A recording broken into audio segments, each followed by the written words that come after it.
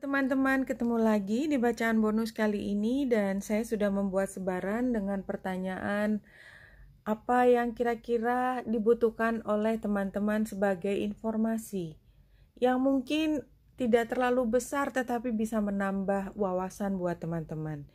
Di sini yang keluar adalah bagaimana kita memikirkan tentang masa depan dan barangkali dengan banyaknya perubahan di luar itu membuat teman-teman merasa sangat tidak pasti terhadap masa depan. Ini tentu saja membawa perasaan tidak nyaman, tidak yakin, dan bahkan buat beberapa orang ini membuat harga dirinya juga turun. Ya, harga diri itu artinya bagaimana kita menghargai diri kita sendiri. Bukan hanya pendapat orang, tetapi yang lebih penting adalah kita tidak percaya diri lagi sebagaimana ketika di masa lalu ketika semuanya serba pasti.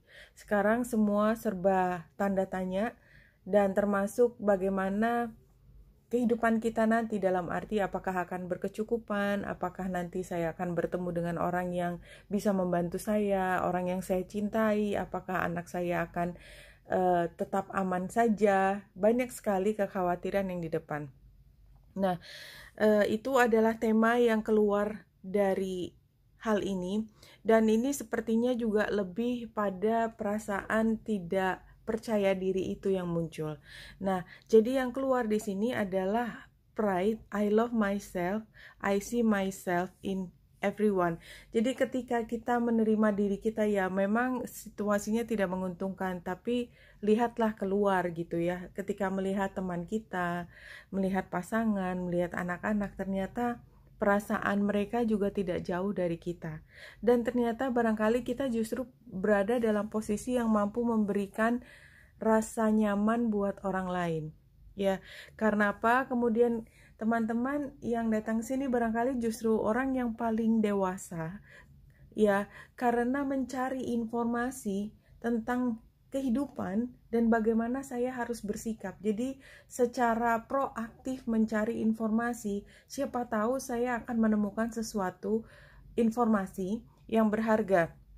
Nah, di sini juga acceptance, I am learning to accept things that I cannot change. Banyak hal sebenarnya yang rasanya ingin diubah, tetapi pelajaran mengatakan bahwa seberapapun saya mengusahakan, kalau memang belum waktunya berubah atau kalau itu bukan keputusan saya untuk mengubah, ada di orang lain, dan saya sudah pernah tanda petik memaksa, meminta, merayu supaya berubah tapi tidak bisa, ya memang bukan dalam kapasitas saya. Nah, kalau kita lihat di sini, sebenarnya ceritanya adalah ketika kita merasa harus sangat-sangat berhemat. Sangat-sangat berhemat, sementara kita lihatnya tuh masa depan jauh banget. Jadi kita merasakan hari ini aja sudah susah. Untuk mengeluarkan duit, kita berpikir dalam waktu seminggu bagaimana. Kalau seminggu aja nggak bisa, gimana ke depannya? Bagaimana saya bisa memenuhi rasa kecukupan diri saya sendiri? Dan sepertinya somehow yang dicari, kalau kita lihat di sini Page of Pentacles, adalah kita mencari teman untuk berkomunikasi. Jadi apa yang kita bisa lakukan sekarang? Jadi pembicaraan tentang so what should I do ke depan. Dua kartu terakhir ini tentang phlox, ini dari bunga botanical namanya Anonymity and Harmony. He who lives in harmony with himself lives in harmony with the universe. Sebenarnya ini universe, ini kan the world, kadang-kadang digambarkan dengan universe juga. Kalau menurut saya dalam bacaan ini adalah mengatakan kita sebenarnya adalah bagian kecil dari semua yang besar, dan apapun yang terjadi di muka bumi ini sebenarnya tidak hanya berdampak pada diri kita tetapi banyak orang. Ketika kita mulai mencari keseimbangan di dalam diri dan kita melihat semua orang juga struggling dengan situasi yang seperti kita hadapi, maka kita lebih bisa legowo dalam menerima. Dan barangkali kartu yang terakhir, self-sufficiency, artinya kita itu membuat diri kita cukup. Dan sebenarnya ini keluar juga di Nine of Pentacles, bahwa yang kita miliki sebenarnya cukup. Tapi memang deck kartu ini wajahnya cenderung lebih sendu ya, warnanya juga sendu. Tetapi ya ini yang saya pakai kebetulan hari ini, dan ternyata energi sendunya terlihat sekali di kartu tarot yang di bawah. Anyway, dari kartu orakelnya tampaknya semuanya cerah kok. Anyway, self-sufficiency. The ultimate self-sufficiency is relying on God.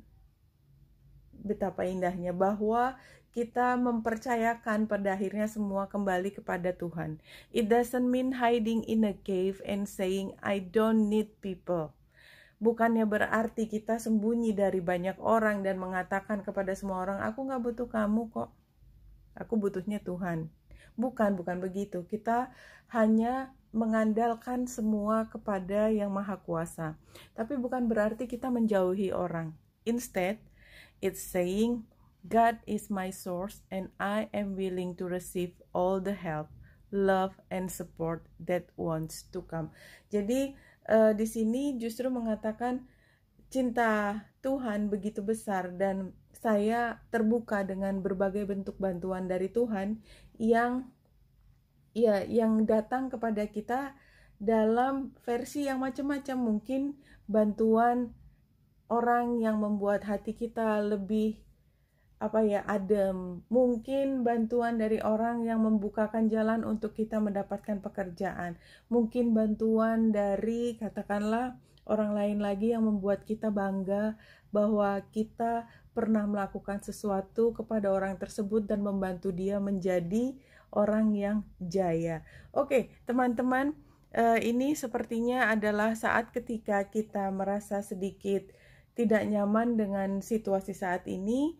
Dan pada saat ini kita mencoba untuk meningkatkan kembali kepercayaan diri dan rely on semuanya kepada yang Maha Kuasa.